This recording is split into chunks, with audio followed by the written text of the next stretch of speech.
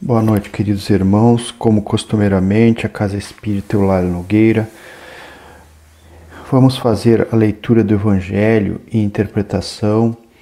Nós estamos na introdução do Evangelho segundo o Espiritismo, item 4, Sócrates e Platão, precursores da doutrina cristã e do Espiritismo.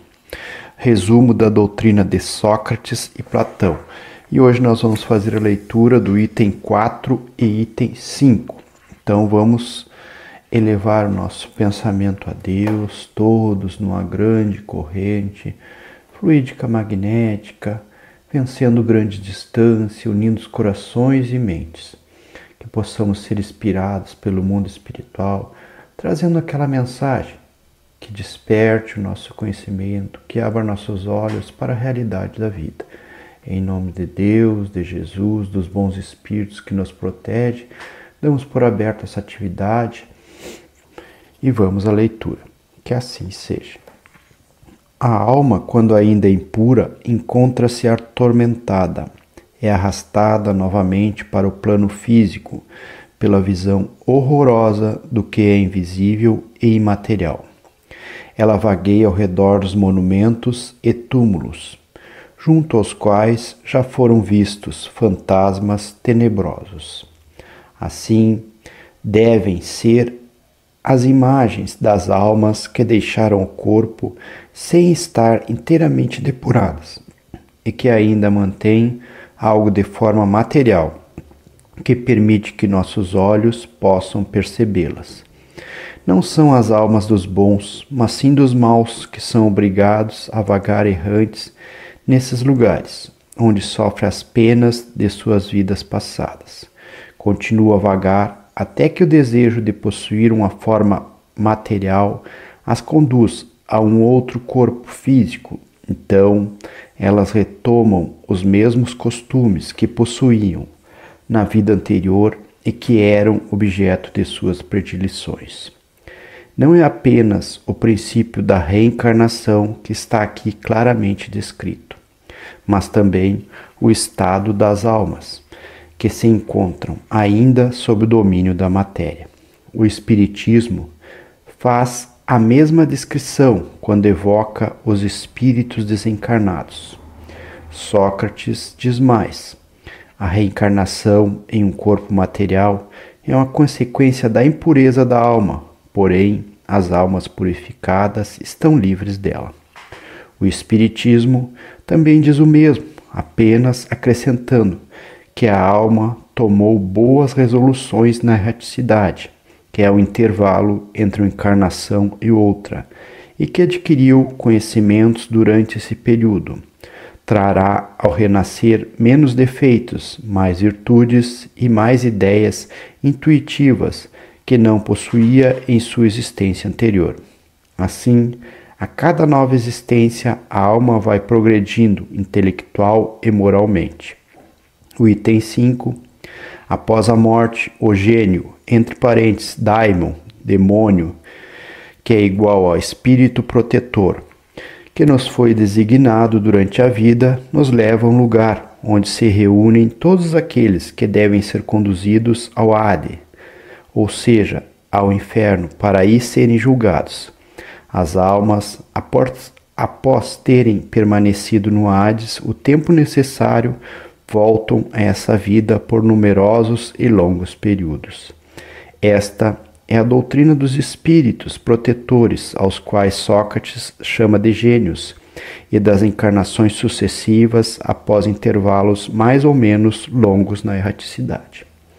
Bem, meus irmãos, como vimos, está muito bem clara essa explicação, né? Um paralelo entre a doutrina de Sócrates e Platão e o Espiritismo. Ou seja, como diz o início desse capítulo, a preparação para o cristianismo.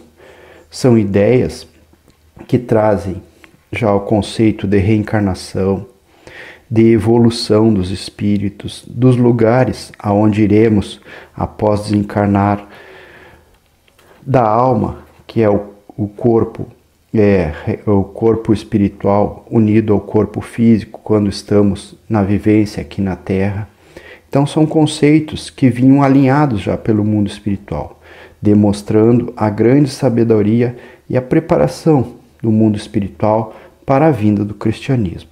São conceitos muito interessantes e que um é bem igual ao outro, bem semelhantes aos outros, se nós analisarmos. Então, essa é uma introdução do Evangelho segundo o Espiritismo, que vem com alguns conceitos. Na sequência, vai ter a leitura de outros itens que vão nos demonstrando o alinhamento dessas doutrinas.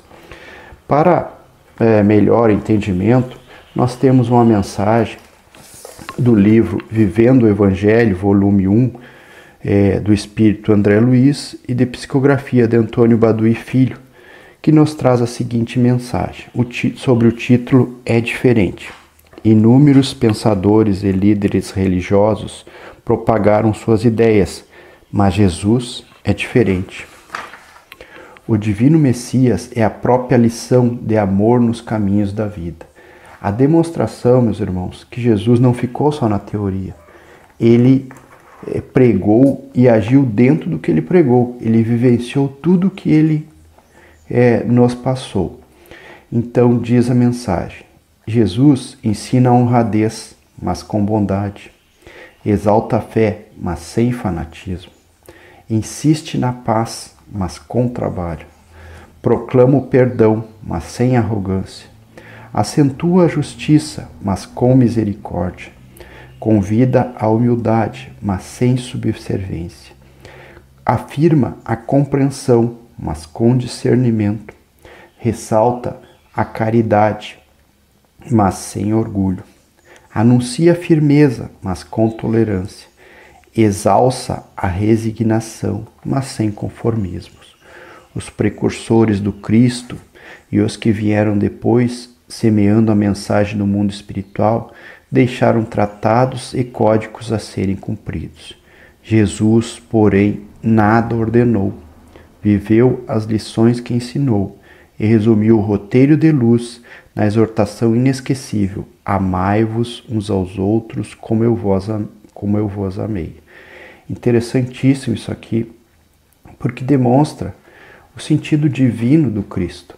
Esse ser de luz, esse espírito evoluído que esteve entre nós, reencarnado, e vivenciou tudo. Ele simplesmente não falou só. Ele sentiu no seu corpo físico o inconformismo dos seres humanos da época, que não entendiam a sua lição, mas nos deixou a sublime lei que se resume em amai-vos uns aos outros como eu vos amei.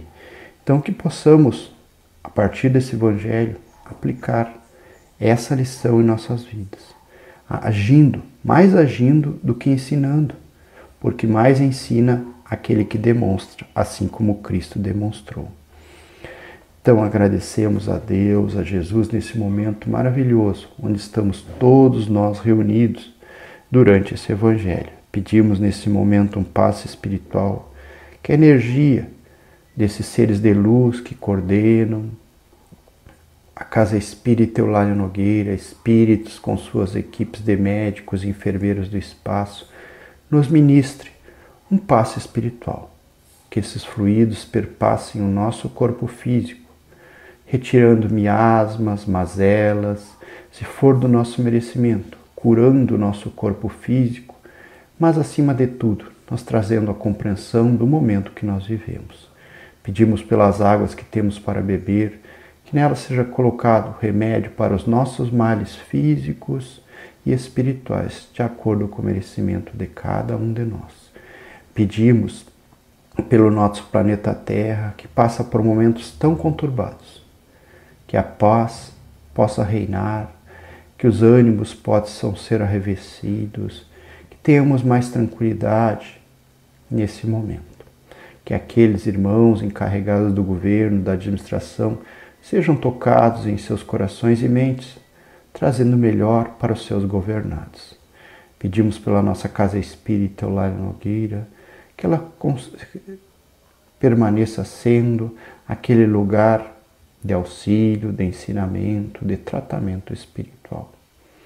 Pedimos pelo Espiritismo que sejam reforçadas os seus conceitos, que esses conceitos que hoje adquirimos aqui através dessa leitura, esse alinhamento de doutrinas, possa calar fundo em nós. Que possamos nos dar conta de fazer mais do que falar, de agir mais do que ensinar. Que o nosso exemplo seja um exemplo de paz, de amor, que tanto buscamos nos outros. Nesse momento, que essa luz invada nossos lares, todos aqueles irmãos ligados por essa rede. Recebamos muita paz, harmonia, o equilíbrio, a luz do Cristo. Amigo Jesus, com esse pensamento em nossos corações, te agradecemos por mais esse momento. E em seu nome encerramos esse Evangelho. Que assim seja.